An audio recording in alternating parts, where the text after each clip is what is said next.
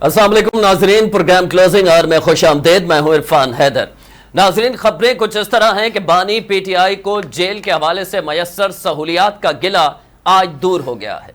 खबरें ये सामने आई हैं कि उन्हें अखबार, पानी का शिकवा और दीगर जो मसाइल दरपेश थे, जो उनका शिकवा था, वो आज दूर कर दिया गया। ज़रा के हवाले से इस हवाले से खबरें सामने आई हैं। कासिम और सलमान, उनके साहबजादे, उनकी आमद के हवाले से उन्होंने वाजे कर दिया है कि वो अगर आए भी तो उनसे मुलाकात के लिए आएंगे, किसी सियासी एक्टिविटी में वो हिस्सा नहीं लेंगे। ज़िम्नी इलेक्शन में हिस्सा ना लेने का फैसला किया गया है। वो तहरीक इंसाफ के रहनुमा जिन्हें 9 मई से सजाएं हो रही हैं, वो नाअहल हो रहे हैं। इनके बाद होने वाले 45 दिन के अंदर जो ज़िम्नी इलेक्शन होना है, उस पर तहरीक इंसाफ ने फैसला किया है। अलीमा खान के बकौल के बानी पीटीआई ने इलेक्शन का बाइकआउट करने का फैसला किया है। गंदापुर वजीर आला केपी के, उन पर भी उन्होंने बानी पीटीआई ने अदम एतमाद का इजहार कर दिया है। उन्होंने कहा कि अमन अमान अगर बरकरार नहीं रख सकता वजीर आला अपना सूबे का, तो उसे इस सीट पे रहने का इख्तियार नहीं होना चाहिए और किसी और को उसकी जगह लेनी चाहिए। ईरानी सदर इस वक्त पाकिस्तान के अंदर मौजूद हैं और अहम मुलाकातें भी हो रही हैं, इस पर भी बात करेंगे। डॉक्टर फारूक आदिल साहब सीनियर एनालिस्ट हैं, हमारे साथ मौजूद हैं। आपका बहुत शुक्रिया डॉक्टर साहब। आप पहले तो बात करेंगे हम ये जो 9 मई के हवाले से केसेस की सजाओं के फैसले आ रहे हैं, गो के कहा जा रहा है बड़े कमज़ोर फैसले हैं, इनमें लोच लचक मौजूद है। जब ये आला अदालतों में जाएंगे तो ये फैसले बरकरार नहीं रह पाएंगे। इन फैसलों के नतीजे में आप समझते हैं कि जो पीटीआई को नुकसान ज़ाहरी तौर पे हो तो रहा है, ज़ाहिर है उनके अहम रहनुमा कौमी असम्बली के हों, सूबाई असम्बलियों के, वो नाअहल हो रहे हैं, लेकिन दूसरी तरफ उनके जो आवाम की सिंपति है उसमें भी इजाफा हो रहा है। तो नुकसान ज्यादा है, फायदा ज्यादा है, क्या लगता है? तो बहुत शुक्रिया सलमान हैदर साहब। तो फैसला तो आपने खुद कर दिया, मुझसे क्या पूछते हैं आप? अच्छा। आपने बता दिया कि आवाम की सिंपति बढ़ रही है, वैसे उनकी जो पार्लियामान के अंदर कुव्वत है वो कमजोर हो रही है। लेकिन देखिए मैं इस अंदाज में नहीं देख रहा इस सारे मामले को। अच्छा। देखिए, सियासी कारकुन जो है, चाहे वो पार्लियामेंटेरियन हो, वो ना हो, वो गली मोहल्ले में काम करने वाला कारकुन ही क्यों ना हो, उसको सजाए हो जाना, कैदोबंद हो जाना, ये कोई खुशगवार बात नहीं है। ऐसा नहीं होना चाहिए। क्यों नहीं होना चाहिए? इसलिए कि सियासी अमल को बहुत मैच्योर और बहुत कानून ज़ाब्ते का पाबंद होना चाहिए। और आप हिज़्ब इख्तिलाफ में हो, आप हुकूमत में हो, हर 2 सूरतों में आपको एक दूसरे का एहतराम करना चाहिए। और जब एहतराम करने का मामला आए तो सबसे पहले आपको अपनी रियासत का, अपने मुल्क का और अपने मुल्क के इदारों का एहतराम करना चाहिए। अच्छा, अब जब ये 9 मई को तकरीबन 2 साल होते हैं, उस वक्त बाज़ लोगों का कहना ये था, मुतालबा भी था, बाज़ लोगों का तज्जिया था कि ये जल्दी जल्दी फैसले हो जाने चाहिए। ख़ास तौर पे वो लोग जो पीटीआई के मुखालिफिन थे, उनका ख्याल था कि ये बहुत जल्द फैसले होने चाहिए, इसके नतीजे में पीटीआई संभल नहीं सकेगी। लेकिन ये नहीं हुआ। 2 साल तक इसके फैसले लटकते रहे, इंतजार होता रहा। तो सवाल ये है कि ऐसा क्यों होता रहा, इसका सबब क्या था? ये समझने की जरूरत है कि 2 बरस तक क्यों इंतजार किया गया और फैसले नहीं किए गए। मेरी जो राय है, मैं बात जारी रखूं? आप मुझे सुन रहे हैं? जी जी, मैं आपको अपनी सुन रहा बात हूं। जारी रखूं? जी जी। इसलिए कि बीच में काफी डिस्टर्बेंस थी। तो मैं गुजारिश ये कर रहा हूं कि 2 बरस तक इंतजार क्यों किया गया। मैं ये समझता हूं, जितना मैंने सियासत का मुताला किया है, तारीख को पढ़ा है, मैं ये समझता हूं कि 2 बरस तक हुकूमत पाकिस्तान और रियासत पाकिस्तान ने इस एलिमेंट को, जिसने रियासती इदारों पर हमले किए थे, पाकिस्तान के जो वो काबिल फख्र शहदा थे, उनकी तौहीन की थी, उन्हें 2 बरस तक वापस पलटने का मौका दिया, अपनी गलती को रिकग्नाइज करके माजरत का मौका दिया। लेकिन 2 बरस तक जब ये नहीं हुआ है तो उसके बाद ये अमल हो रहा है। अब ये सवाल रह गया कि क्या इनकी पॉपुलैरिटी पीटीआई की इसके नतीजे में डैमेज होगी मजलूमियत या नहीं होगी, आम सवाल तो यही है ना। नहीं, अहम सवाल ये है। जी। मैं ये समझता हूं कि अगर मौजूदा हुकूमत कारकर्दगी का मुजाहरा करती है हम्म। और चीजें मेरिट पर लेके आती है और उसके साथ मसाइल पैदा नहीं होते, ठीक तो है। भले अभी भी ये सूरत हाल रहे, लेकिन पाकिस्तान के अवाम ने हमेशा हम्म। सियासी तफरीक से बालातर होकर पाकिस्तान के साथ वफादारी का मुजाहरा किया है। मुझे याद है जब जनरल मुशर्रफ ने ताज़ा ताज़ा बगावत की थी, हम्म। तो उस मरहले पर जाहिर है कि वजीर आजम जो उस वक्त थे मुंतखब मियां नवाज शरीफ, उन्हें लापता कर दिया गया था। तो उस मरहले पर एक बहुत बड़े रियासत को समझने वाले, सियासत को समझने वाले जी। एक तजज़ियाकार नुसरत मिर्जा, आप जानते होंगे, उनका जी जी कहना जी। ये था, मैं ये महसूस करता हूं, उनका कहना था, मैं ये महसूस करता हूं कि पाकिस्तान के अवाम जो हैं जनरल मुशर्रफ के इस इकदाम को तस्लीम नहीं करते, अच्छा। लेकिन वो ये भी जानते हैं कि हमारी सरहद पर इंडिया जैसा मुल्क मौजूद है, लिहाजा हम कोई ऐसा कदम नहीं उठाएंगे जिससे पाकिस्तान का पाकिस्तान के दुश्मन के लिए कमजोर फायदा हो। ठीक है, ठीक है, मैं इस पे पाकिस्तान आपसे का जी डॉक्टर साहब मजीद मैं इस पे बात करूंगा। राना मोहम्मद अरशद साहब ने हमें ज्वाइन किया है। राना साहब, बहुत शुक्रिया वक्त के लिए। सीनियर रहनुमा मुस्लिम लीग नून के आप, और एंकर पर्सन, नामवर एंकर हैं मसूद रजा साहब, आपने भी हमें ज्वाइन किया। मसूद भाई, बहुत शुक्रिया आपका भी, जब हम कोशिश करते हैं तो आप हमें टाइम देते हैं, बहुत शुक्रिया। राना साहब, ये अदालतों के फैसले, इससे तासुर ये कायम हो रहा है, डॉक्टर साहब भी अभी कह रहे थे, जो सिंपति है अवाम की वो पीटीआई के साथ और बढ़ती जा रही है 9 मई के फैसलों के बाद। नहीं, तो मैंने ये नहीं कहा, मैंने ये नहीं कहा। अच्छा, अपने अल्फाज मेरी मुंह में ना डालिए। अच्छा, हो सकता है मुझे सुनने में गलती हुई हो, मैं माजरत चाहता हूं। तो राना साहब, आपके लिए सत्ते खैराने या प्रॉब्लम्स में इजाफा होगा इन फैसलों के बाद? जी, बिस्मिल्लाहिर्रहमानिर्रहीम। मैं आपका मशकूर हूं, और मैं समझता हूं कि मैं खुद एक पॉलिटिकल वर्कर हूं, तो मैं इस चीज पर किसी को सजा होने पर मुझे कोई खुशी नहीं। अच्छा। ना मैं खुशी महसूस करता हूं, ना मुझे जरूरत है। लेकिन जैसे मेरे भाई ने अभी जिक्र किया, जब 12 अक्टूबर 1999 को पाकिस्तान के अंदर 2/3 अक्सरियत वाले प्राइम मिनिस्टर मोहम्मद नवाज साहब तो मुल्तान शजाबाद जलसा कर रहे थे, और वापस आते हैं इस्लामाबाद और पीटीवी पर तकरीर करने जाते हैं, तो फिर क्या होता है, किस तरह कू होता है, और किस तरह जो कुछ हमारे साथ हुआ, और बहुत से लोग ऐसे थे हमारे अपोनेंट जो मिठाइयां तकसीम कर रहे थे, वो वक्त गुजर गया और दिलावतनी हुई, सब कुछ हुआ, लेकिन एक अरसा लगा, और फिर 2007 में मियां नवाज साहब वापस आए, फिर 2008 का इलेक्शन हुआ, उसमें भी आपको पता है कि हमने पंजाब के अंदर पीपल पार्टी ने फेडरल में गवर्नमेंट बनाई, वो सिलसिला चलता रहा। अब 2017 की बात है, जब नवाज शरीफ साहब को बेटे से ना तनख्वाह लेने के जुर्म में पाकिस्तान की जुडिशरी ने किस तरह फारिग किया, साकिब निसार साहब के फैसले आपके सामने हैं, आसिफ खुसा साहब के भी फैसले सामने हैं।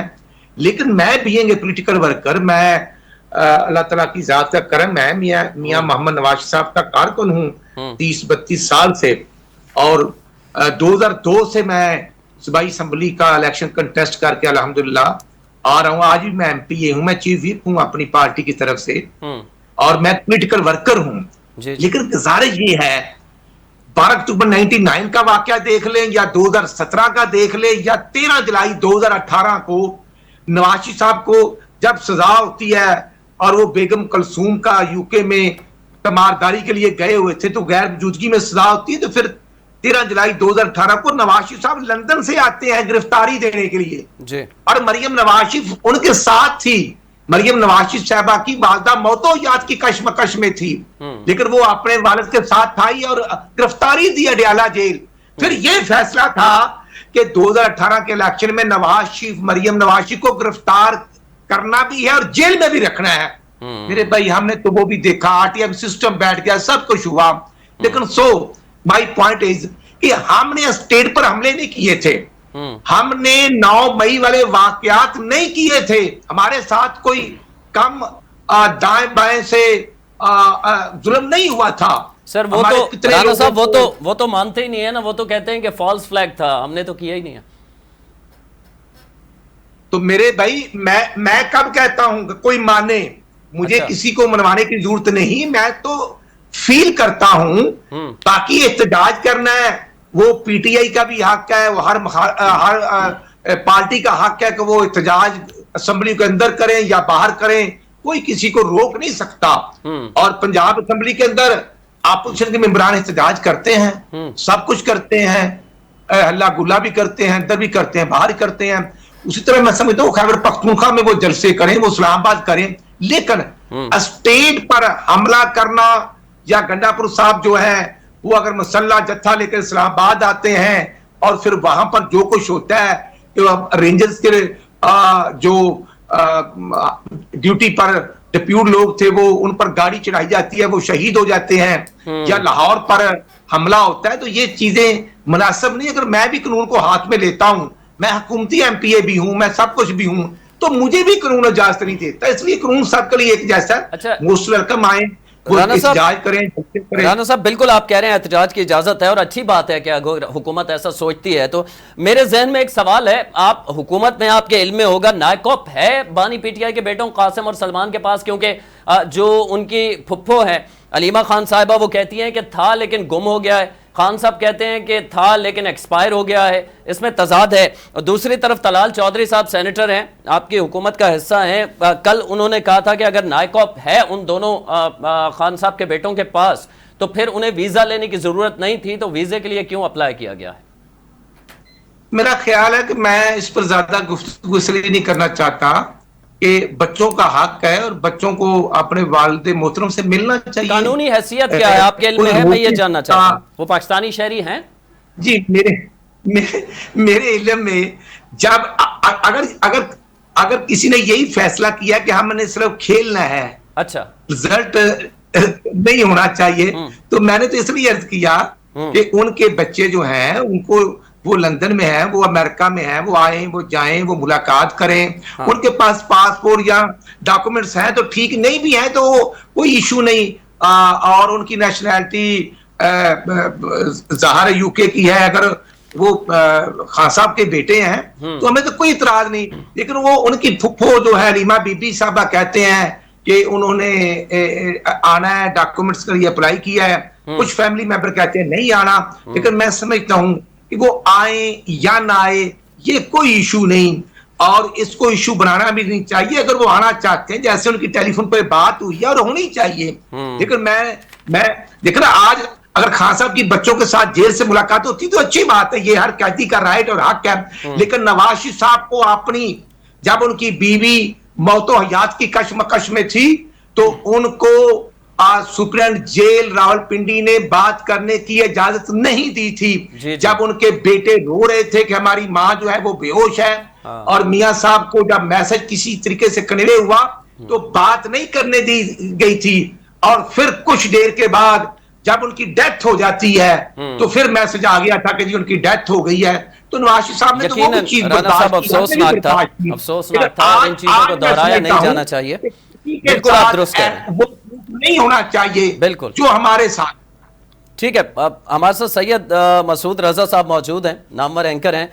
मसूद भाई, ये खान साहब ने आज वाजे कर दिया है कि बेटे आएंगे भी तो सियासत के लिए नहीं आएंगे। उनका एक खबर उनके जराए से मौजूद है मुख्तलिफ टीवी चैनल की वेबसाइट्स पर, और वो सिर्फ मुलाकात के लिए आएंगे, सियासत के लिए नहीं आएंगे। जब उनसे सवाल किया किसी सहाफ़ी ने कि अलीमा खान साहिबा जो हैं वो कह रही हैं कि वो आएंगे और एहतजाज में हिस्सा लेंगे, तो उन्होंने कहा कि नहीं, अलीमा खान साहिबा को इस पर सियासत नहीं करनी चाहिए। जी, तो मसूद भाई क्या लगता है, आएंगे नहीं आएंगे? आएंगे तो सियासत में हिस्सा लेंगे या सिर्फ मुलाकात करके वापसी होगी?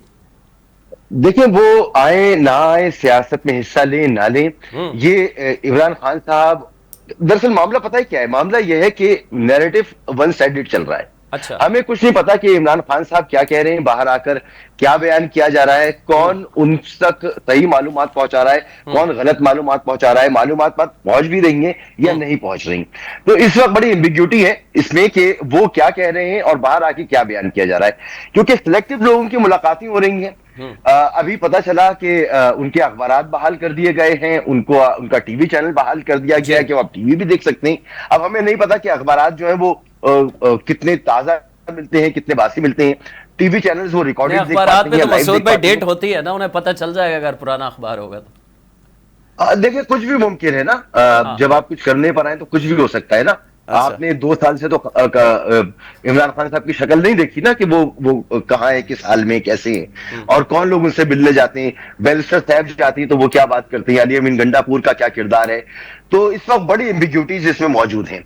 असल में बात यह है कि अभी जो भाई बात कर रहे थे कि कानून सबको फेस करना चाहिए, तो क्या इस मुल्क में सब कानून फेस कर रहे हैं? एक तरफ का नैरेटिव चल रहा है, ठीक है, मियां नवाज शरीफ साहब के साथ सब कुछ अच्छा नहीं हुआ, बहुत बुरा हुआ उनके साथ, लेकिन क्या उन्होंने भी कानून फेस किया है? क्या वो कानून के मुताबिक ही उनकी गिरफ्तारियां हुई थी, कानून के मुताबिक ही वो छूटे थे, कानून के मुताबिक ही मुल्क से बाहर गए थे, कानून के मुताबिक ही मुल्क में वापस आ गए थे? या शहबाज शरीफ साहब जो है वो टीटीओ के केस में जिस दिन उन पर फर्द जुर्म आयद होनी थी उसी दिन वो वजीर आजम बन गए थे? तो क्या तब कानून के मुताबिक हो रहा था? तो कुछ कानून के मुताबिक इस मुल्क में सब कुछ नहीं होता। यहाँ जो है वो कबूलियत और मकबूलियत दोनों चीजें जो है मैटर करती हैं कि किसकी कबूलियत है और किसकी मकबूलियत है। तो इमरान खान साहब की मकबूलियत नहीं है, ना कबूलियत है उनकी, तो वो उसके लिए उनको रास्ता निकालना है। अब वो रास्ता उस तरह से नहीं निकाल पा रहे जिस तरह से नवाज शरीफ साहब निकाल लिया करते थे, या जरदारी साहब या पीपल्स पार्टी वगैरह निकाल लिया करती थी, या जैसी एक रिवायती सियासत होती चली आई है। अब वो उस तरह से रास्ता निकालने की कोशिश नहीं कर रहे।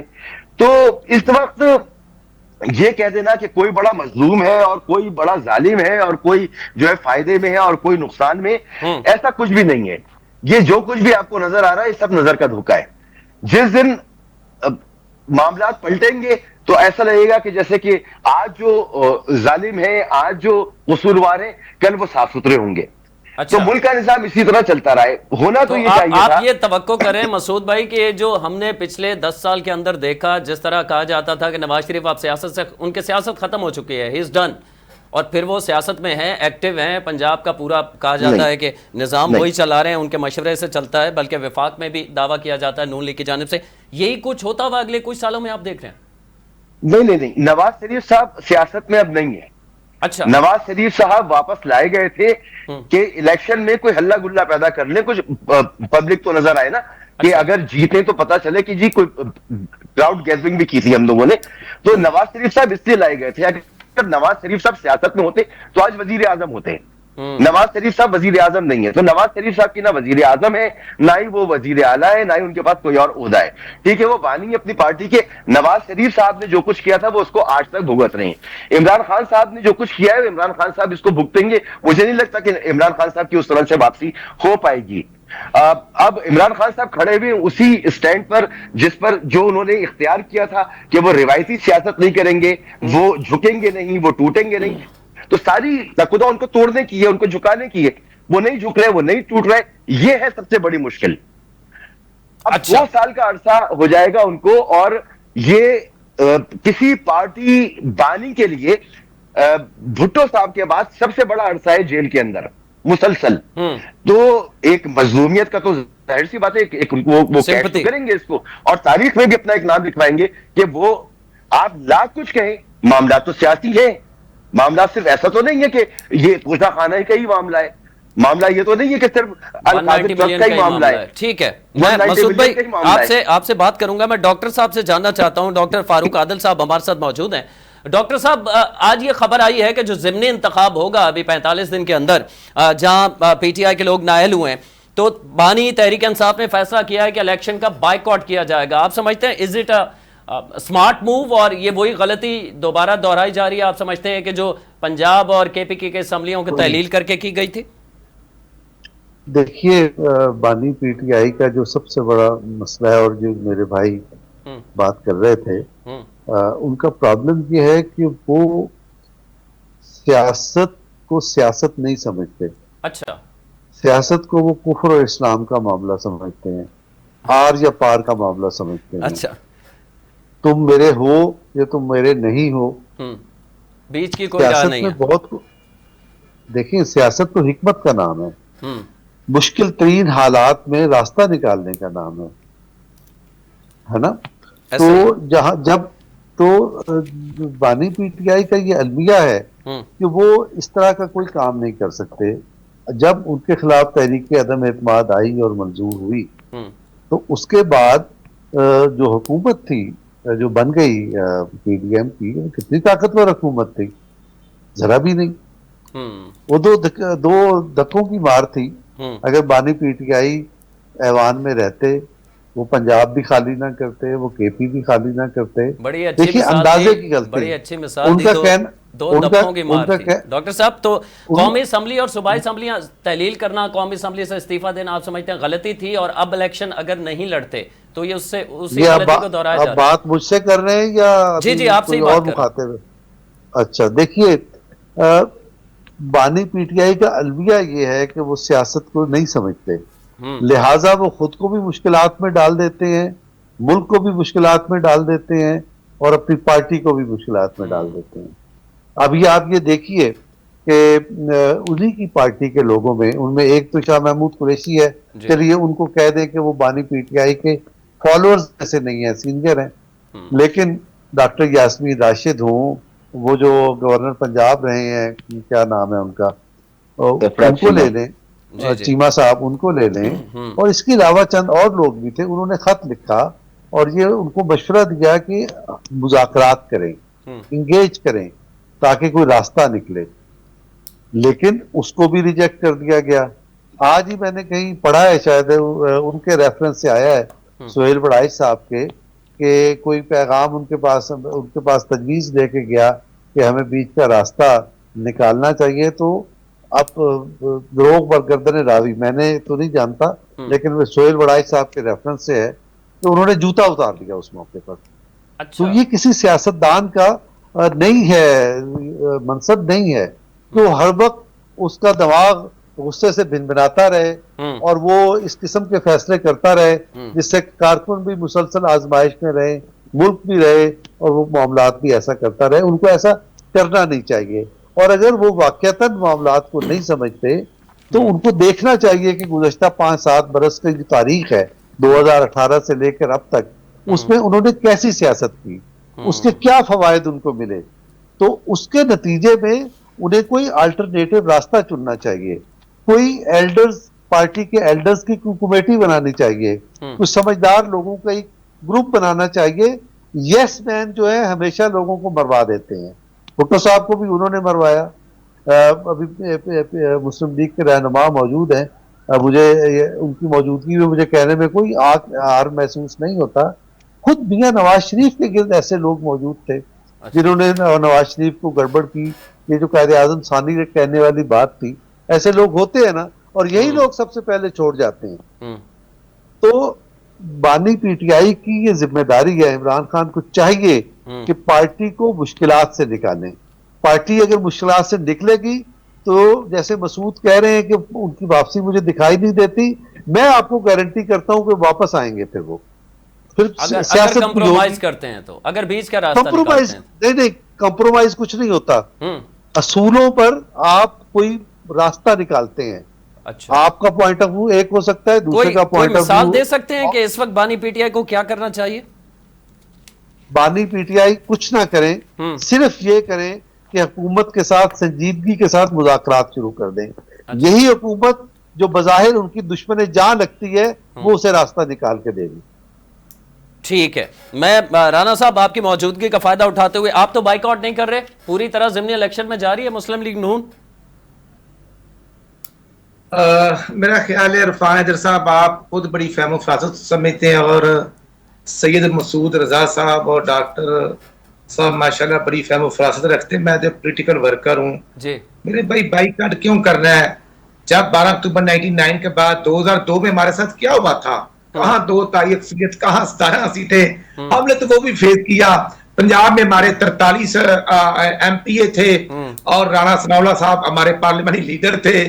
तो उनको भी उठाकर उनकी मूछे मूंदकर कहां उनको फेंक दिया गया था। तो हम तो पॉलिटिकल वर्कर हैं, मार खाना भी जानते हैं, जेलों में जाना भी जानते हैं, लेकिन हम हालात के साथ एक लिमिट में रहते हैं।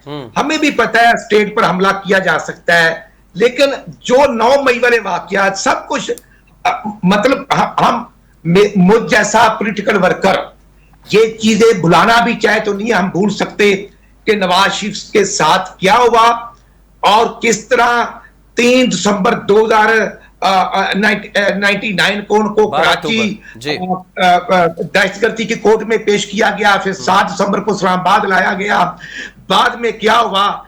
लेकिन मैं समझता हूं कि ये तो दूर की बात है। मैं 2017 अगर आप आए तो 25 जुलाई 2018 का जो इलेक्शन था, ATM सिस्टम बिठा दिया गया।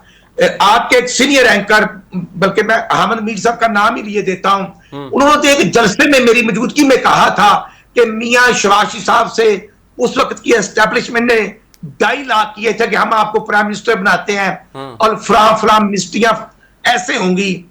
तो मियां शबाशी साहब ने टाइम लिया और बाद में जवाब दे दिया, और फिर पंजाब में हमारी गवर्नमेंट बन रही थी और जबरदस्ती कहा गया कि नहीं, खान साहब ने कह दिया है कि पंजाब ही मुझे दिया जाए। तो ये कैसे इलेक्शन होते रहे हैं, ये खान साहब ने कैसी रवायात पैदा की थी। और फिर जब उनकी गवर्नमेंट थी इत्तेहादियों के साथ, काफली, एमक्याम, जैन बुख्ती और सबके साथ उनकी इत्तेहादियों की गवर्नमेंट थी, और वो जब 10 अप्रैल 2022 को क्या होता है, और वो खुद ही असेंबली डिसॉल्व करते हैं, खुद ही कासिम सूरी साहब डिप्टी स्पीकर जो है वो उसकी अप्रूवल दे के, और डॉक्टर अलवी साहब तैयार बैठे थे। फिर उसके बाद वो पंजाब की गवर्नमेंट डिसॉल्व की, खैबर पख्तूनख्वा की डिसॉल्व की। तो क्या होता रहा 4.5 साल थोड़ा ये सब कुछ खान साहब ने खुद किया मेरे भाई, हमने तो नहीं किया। ठीक है, किया। मैं इसको राणा साहब माजरत मैं आपको रोक रहा हूं, उसके लिए मैं माजरत चाहता हूं। मैं सिर्फ ये जानना चाहता हूं, जिस तरह आपने साबिक चीफ जस्टिस का नाम लिया, आपने कहा 5 जजेस वो थे, वो उन्होंने मिल के निकाला, ये सारी उस वक्त कासिम सूरी साहब हैं, मुल्क से बाहर चले गए, ये सारा है उन पे सुप्रीम कोर्ट ने बाकायदा इस पे जजमेंट में कहा था कि आर्टिकल 6 लगता है, जो अदम एतमाद पे रूलिंग दी गई थी। ये सारे लोग आज भी आजाद फिर रहे हैं ना। आपकी हुकूमत है, कानून के कटहरे में लाके इनको अगर आप मिसाल नहीं बनाएंगे तो ये सिलसिला तो इसी तरह चलता रहेगा। या कोई रुकावट है, किसी का प्रेशर है, या डरती है मुस्लिम लीग नून की हुकूमत के इन लोगों के खिलाफ कार्रवाई नहीं करते? इरफान हैदर साहब, गुजारिश तो ये बड़ी सीधी साफ सी है, ये 9 मई वाले वाकयात में स्टेट जो है वो मुद्दई है, मुस्लिम लीग नून नहीं मुद्दई। हाँ, हमारे दफ्तर में जब कोर कमांडर ऑफिस में हमला होता है, फिर लिबर्टी में एक जगह को फोकस किया गया था, जो 156 जगह पे अटैक हुआ था, वहां हुआ। फिर हमारा दफ्तर 180 मॉडल टाउन है, मैं क्योंकि पंजाब का भी नायब सदर हूं, तो वहां 2-3 घंटों में 3 दफा अटैक हुआ। हमारे जनरेटर जला दिए गए, हमारा सामान जला दिया गया, हमारे मुलाजमों के मोटरसाइकिल जला दिए गए, बल्कि हमसायों का बड़ा जनरेटर था वो भी जला दिया गया, और उस एप्लीकेशन को मैंने ही मूव किया था। मेरे भाई वो तो एक प्री प्लान कर रहे थे, और वो पढ़ी लिखी ट्रेनिंग थी, और कहा गया था कि फलाने फला जगह पे जाना। मुझे अफसोस है, महमूद रशीद साहब हमारे साथ अपोजिशन लीडर भी रहे हैं, मेरे साथी भी रहे हैं, और वो गिरफ्तार हैं, लेकिन मियां असलम इकबाल साहब, मराज सई साहब, हामिद अजहर साहब, मियां अजहर साहब की वफात होगी, अल्लाह ताला उनकी मग़फ़िरत फरमाए। लेकिन मैं समझता हूं कि ये इनके अपने ही लोग हैं, और जो 9 मई वाला वाकया है वो अचानक तो नहीं होता। देखना, अगर हम भी, मेरे भाई, एक जुर्म करते हैं, किसी के घर पर हमला करते हैं, कि सरकारी गाड़ी तोड़ देते हैं, तो हमें भी नहीं माफी होती। और मुझ जैसे पॉलिटिकल वर्कर पर तकरीबन 2 दर्जन मुकदमात हैं, हम तो अदालतों में फेस करते हैं और आज भी कर रहे हैं। जब मरियम नवाज को न्याय ऑफिस में ठोकर न्याज बुलाया गया था, तो बुलाया गया था, फिर जो कुछ हमारे साथ हुआ, हमला भी हुआ। और ठीक है, मैं मसूद रजा साहब आपसे जानना चाहूंगा कि एक तरफ तो हुकूमत ये कहती है कि जो अदम एतमाद पे रूलिंग दी गई और सुप्रीम कोर्ट का फैसला भी था, उस पर दोबारा वोटिंग करवाने का कहा गया और कहा गया था कि ये रूलिंग जो है वो गैर आईनी है। ठीक है, हम अब बात कर रहे थे कुछ तकनीकी वजूहात की बिना पर हम सही सुन नहीं पा रहे हैं अपने मेहमानों को। हम बात कर रहे हैं कि आज बानी पीटीआई की जानिब से खबर यह सामने आई है कि सहूलतें, उनकी जो शिकवा था उनका कि उनको अखबार नहीं मिलता, पानी वजू के लिए जो है उन्होंने ट्वीट भी किया था इस सवाल, वो उन्हें सही नहीं मिल रहा, उस पर भी बात की गई थी। आज ये खबर सामने आई है कि वो तमाम सहूलतें बहाल कर दी गई हैं। बानी पीटीआई ने साथ साथ जो आज मैसेज दिया है अपने कारकुनान को वो ये है कि अलीमा खान साहिबा को सियासत में इंटरफेरेंस नहीं करनी चाहिए। साथ साथ उन्होंने कहा कि कासिम और सलमान अगर आएंगे तो सियासत करने के लिए नहीं बल्कि उनकी साहबजादे उनसे मुलाकात के लिए आएंगे। तो ये एक तासुर जो ज़ायल हो गया है, जो दिया जा रहा था कि अगर कासिम और सलमान आते हैं तो वो बात करेंगे, जलसे करेंगे और रैलियों में शिरकत करेंगे। तो ये सूरत हाल भी अब होती दिखाई नहीं दे रही। ये हमारे लीडर ने हमें तो नहीं दी और ना हम ऐसे काम करते हैं, ना ही हमें करने आते हैं, लेकिन अगर ये सब कुछ हो रहा है तो मैं समझता हूँ ये प्री प्लान ही होता है। अच्छा। ये जमहूरियत की खिदमत नहीं, ये जमहूरियत के लिए हमें अपना अपना रास्ते का तैयार करना चाहिए। खान साहब मोस्ट वेलकम, सियासत करे, किसने रोका? हाँ, सिर्फ आधा मिनट। इस इलेक्शन में भी जब हमें पूरा मैंडेट नहीं मिला तो नवाज साहब और हमारी तो खास थी कि पार्टी और पीटीआई मिलकर फेडरल गवर्नमेंट बना ले, तो खान साहब बना लेते, क्यों नहीं बनाई? गुफ्तगू शुरू हुई, लेकिन जब नहीं कुछ बना फिर हमें तो ये पूरा पीना पड़ा और हमें तो ये स्टेप लेना पड़ा। लेकिन हम कोशिश कर रहे हैं इन हालात में कि मुल्क की माशियत को बेहतर करना है, हालात को बेहतर करना है, लॉ एंड ऑर्डर को बेहतर करना है। आपका मैसेज आ गया राना साहब। चूंकि 4 मिनट है मेरे पास, मसूद भाई 2 मिनट है, मैं आपसे सिर्फ ये जानना चाहता हूं कि ये इसी तरह सिलसिला चलता रहा, एक कोने में होकर बैठ जाना, और पहले माजी की मैं मिसाल दे चुका हूं, 2 सूबाई असम्बलियां, फिर कौमी असम्बली से इलेक्शन सीटों से रिजाइन करना, फिर अब ज़िमनी इलेक्शन ना लड़ना, ये सियासी हिकमत अमली मुनासिब है कि निज़ाम से निकलकर, सिस्टम से निकलकर सिस्टम में बेहतरी लाने की कोशिश, या सिस्टम में रहते हुए आप सिस्टम को बेहतर कर सकते हैं? जी, राना साहब ने बड़ी मुतदिल गुफ्तगू की, और जो आप कह रहे हैं, देखिए वो जो असेंबलियां तोड़ी गई थी तो उससे पहले नून लीग और पीपल्स पार्टी ने मुतवातिर कहा था कि आप असेंबलियां तोड़ दें, हम इलेक्शन करवाते हैं। तो वो असेंबलियां एक पॉलिटिकल अंडरस्टैंडिंग के तहत तोड़ी गई थी, और फिर उसके बाद कह दिया जी हमने तो बल्ब खेला था और वो हमारे झांसे में आ गए। तो ये हुआ था। बहरहाल देखिए, हमारे साथ ये हुआ था और इनके साथ ये हुआ था, और हमने ये नहीं किया था और ये कर रहे। जब वो वक्त था तो नवाज शरीफ साहब ने जजेस को भी ललकारा था, जर्नलों को भी ललकारा था, वो सारी गुफ्तगू हमारे सामने। मैं नहीं कह रहा कि उन्होंने सही किया था या गलत किया था। देखिए, जो आम इंतखाबात हुए ना और उसके जो नताइज सामने आए, उसको ना तो राना साहब, ना डॉक्टर साहब, ना आप, ना मैं, हम कोई भी डिफेंड करने की पोजीशन में नहीं है। जब हमने फिर देख लिया कि आपके साथ गलत हुआ था और फिर दूसरों के साथ भी गलत हुआ, मगर जो आपके साथ गलत हुआ था वो गलत था, जो दूसरों के साथ गलत हुआ वो गलत नहीं है, ये रविश अगर रहेगी तो भाई ये सियासत ही है। और ये जो सियासत है ये वही सियासत है जो अरसे से होती चली आ रही है। इमरान खान से 100 इख्तिलाफात ठीक, लेकिन वो ये वाली सियासत नहीं कर रहा। यही कौम देख रही है, यही आवाम देख रही है, इसीलिए वो मकबूल है। अगर ये बात समझ में आ जाए तो शायद बहुत सारे मसाइल हल हो जाएंगे। ठीक है डॉक्टर साहब, आखिर में हमारे पास 1.5 से 2 मिनट है। मैं चाहूंगा कि ये सिस्टम से, जैसे मैंने कहा कि बाइकआउट करके बैठ जाना। आधा मिनट, सिर्फ आधा मिनट।